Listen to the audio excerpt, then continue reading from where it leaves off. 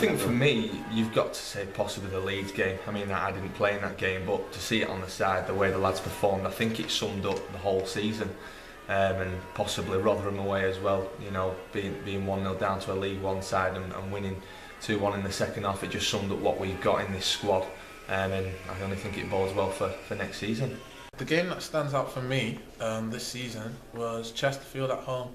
It was my first appearance this season, and my first appearance back after the injury I had, and I think it was 6 months, nearly to the day, that I got injured and I came back, and the feeling that I came onto the pitch and everyone was chanting my name, yeah, that was the feeling that I liked best this season.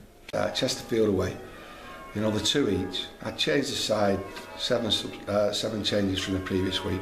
We're playing Sheffield Wednesday on the Saturday in the FA Cup, and it was a game that we didn't really want to play at that time. I can understand why Chesterfield forced it through, but the celebrations at the end, and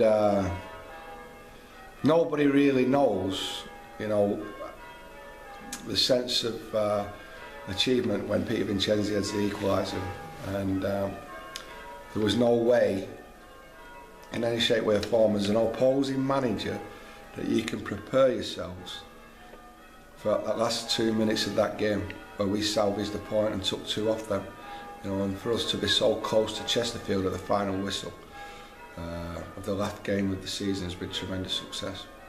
There's been so many. I've never known a season like this for good goals.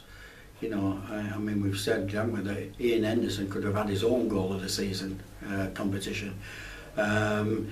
Games that stick out, Cheltenham away, certainly when we were losing, and then we won in the awful rain.